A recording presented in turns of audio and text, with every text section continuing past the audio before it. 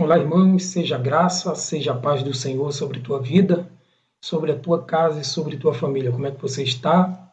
Espero que esteja tudo bem, em nome de Jesus. Estamos aí nessa série de reflexão sobre temperamentos controlados pelo Espírito. Falamos já um pouco sobre o temperamento sanguíneo, temperamento colérico, os dois aí sendo aqueles temperamentos mais aflorados, a flor da pele, sanguíneo e colérico. E falamos semana passada, na última sexta-feira, sobre o temperamento fleumático, que é aquele mais tranquilo, mais calmo, mais pacato. E junto a ele tem o segundo que nós iremos falar hoje, que é sobre o temperamento melancólico.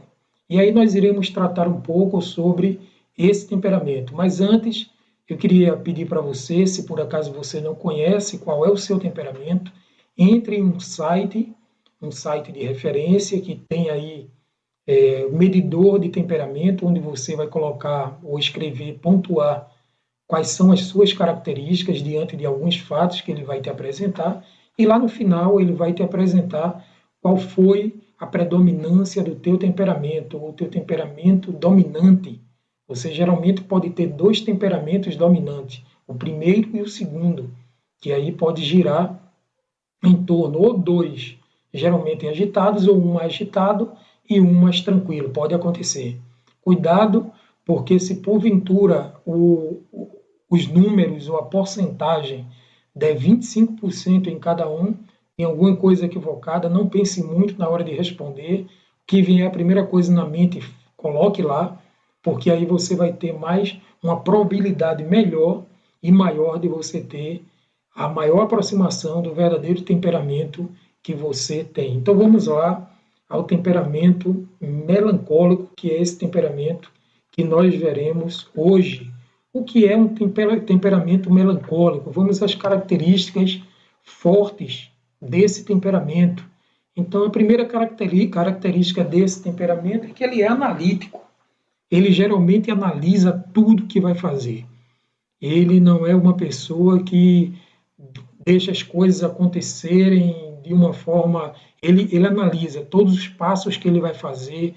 Se ele vai fazer uma viagem, com 30 dias ele está fazendo, ela está fazendo a mala, organizando por cores de roupa, separando o seu guarda-roupa ali, as suas camisas, as suas blusas por cores, por tamanhos, né? Geralmente por padrão, se é social, se é esportivo, então geralmente faz isso.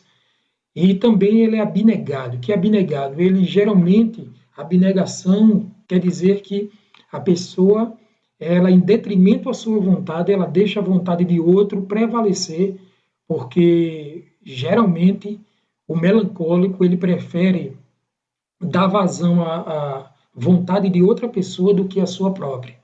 Ele é muito voltado para si, não no sentido egocêntrico, mas no sentido de deixar sempre o outro prevalecer diante dele. Isso aí é uma coisa boa e é o que a Bíblia geralmente diz, né? Considerai os vossos irmãos superiores a vós mesmos. Só que ele entra num extremo em que geralmente ele se anula, né? Ele não tem mais evidência, ele minimiza tanto a sua personalidade, o seu talento, aquilo que ele pode fazer, que ele deixa prevalecer sempre as outras coisas, as outras pessoas, e ele nunca ele se prontifica, ele está sempre abordando para dentro de si, olhando para dentro de si e nunca para o que está em sua volta, assim também como é o fleumático.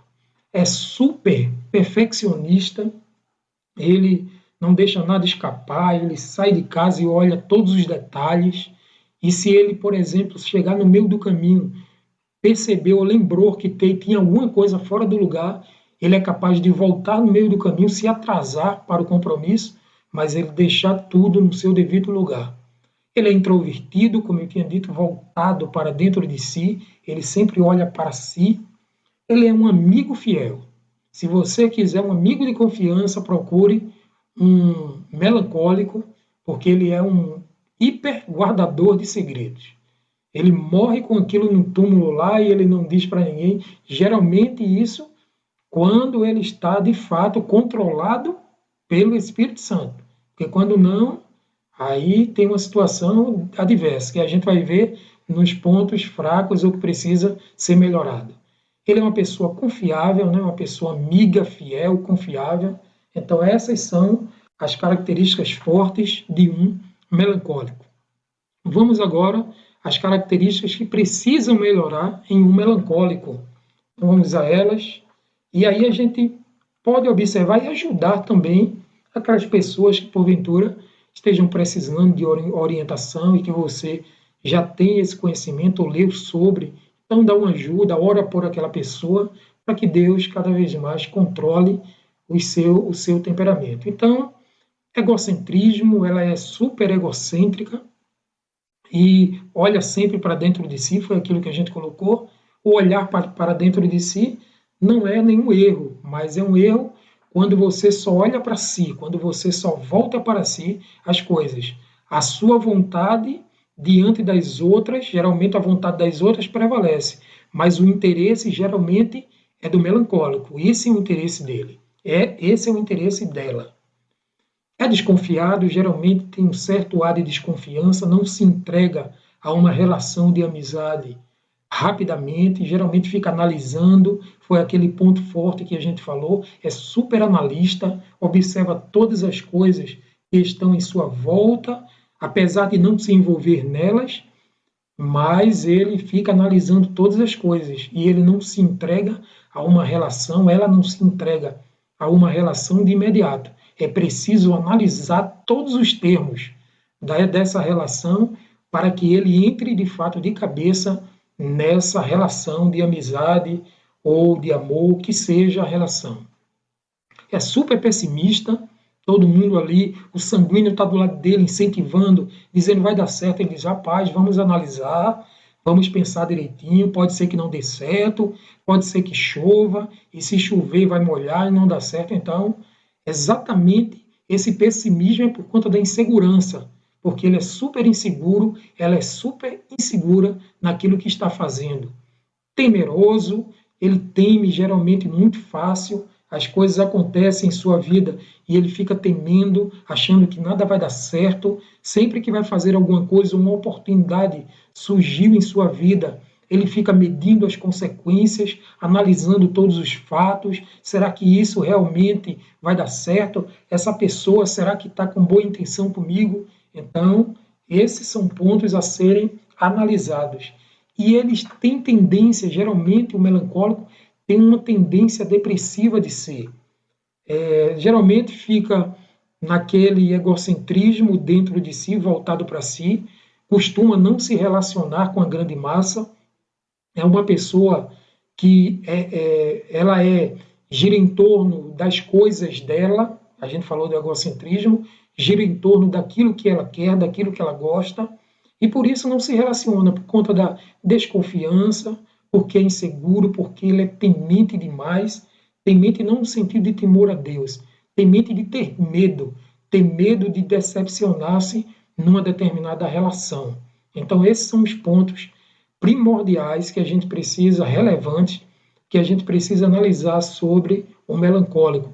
Tanto os pontos fracos, que a gente precisa melhorar, como os pontos fortes que a gente precisa aperfeiçoar caso estamos nessa situação de melancolia. Então, quem é o homem que a gente pode analisar na Bíblia, ou a pessoa, o personagem, que tem essa personalidade ou temperamento de melancolismo? Geralmente a gente conhece como Moisés. E a gente vai analisar texto bíblico sobre Moisés. Mas antes disso, eu gostaria de passar sobre os temperamentos. Quando não controlado pelo Espírito Santo, o que acontece com um melancólico? Geralmente ele é inclinado à autoanálise, que é aquela análise severa e perseverante, que ele chega até a ser desconfiado, foi o que a gente falou. Ele fica alimentando desejos de vingança muito. Ele é hipocondríaco. Hipocondríaco significa aquela pessoa que traz doença para si sem acontecer, sem existir uma doença. Ele vai para o médico diz assim, não tem nada com você. Você não tem sintoma algum. Você está em perfeita saúde. mas ele tem aquilo na mente dele que ele está sofrendo de algum mal. E esse mal inexistente que ele acha que tem, leva ele à depressão, leva ele à angústia, à solidão, e fica até enclausurado dentro de um quarto, dentro de um cativeiro que ele preparou para ele, para ela. Enfim, são pessoas solitárias e que precisam de ajuda. Foge da realidade e entra em desvaneio, geralmente foge da situação real. Geralmente são pessoas que estão procurando coisas no imaginário. Interesse excessivo pela sua condição física, foi o que eu falei, vai ao médico e acha que está doente, e acha que precisa sempre melhorar, tal. Então, acha que sempre estão conspirando contra ele, desconfiado, né, aquilo que a gente falou. Profere declarações cruéis e sarcásticas sobre qualquer coisa, sobre ele, sobre qualquer pessoa. É crítico, inflexível, ele é duro e se ofende muito fácil. Ele é uma pessoa que se magoa muito fácil.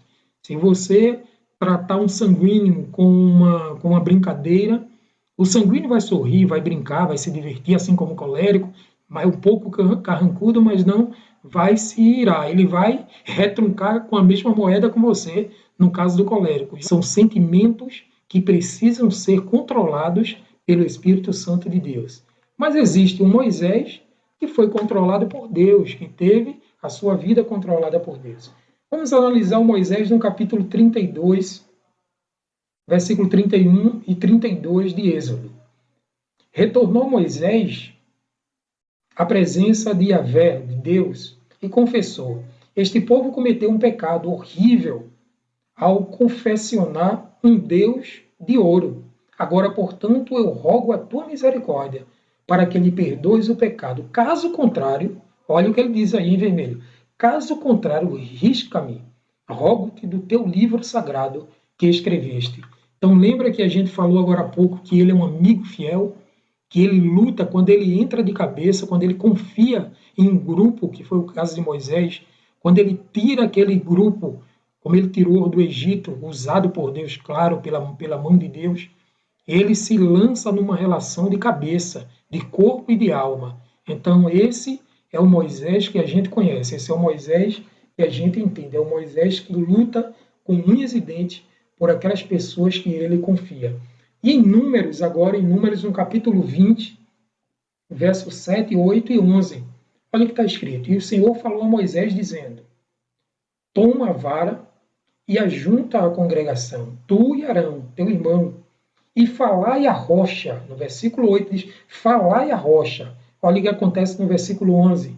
Então Moisés levantou a sua mão e feriu a rocha 2 vezes com a sua vara, e saiu muita água, e bebeu a congregação e os seus animais. Então o que é que temos aí?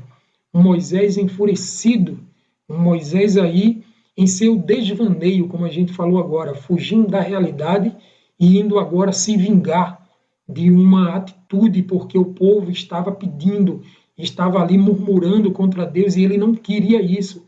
E ele tinha aquele sentimento de prevenção também do próprio Deus, sendo o Deus vivo, o Deus que já tinha feito tanta cura, tantos milagres, inclusive de tirar o povo das mãos de Faraó, do Egito, e de abrir o Mar Vermelho para fazer com que o povo passasse a pés enxutos. Então ele, enfurecido, com raiva do povo, ele bateu na rocha por 2 vezes e alguns comentaristas dizem que por conta disso ele não entrou na Terra Prometida. Então aí tem uma longa história que poderia ser narrada a respeito disso. Então, que Deus continue te ajudando, que o Senhor faça resplandecer o seu rosto sobre ti e ele tenha misericórdia sempre de ti. Que o Senhor sobre ti levante o seu rosto e te dê a verdadeira e eterna paz. Que Deus te abençoe, tenha um excelente dia. Estamos hoje finalizando essa série de reflexões sobre temperamentos controlados. Espero que você tenha sido abençoado com essa série de reflexão. E se assim Deus permitir, estaremos de volta aqui na próxima sexta, em nome de Jesus. Deus te abençoe e um excelente dia na presença de Deus.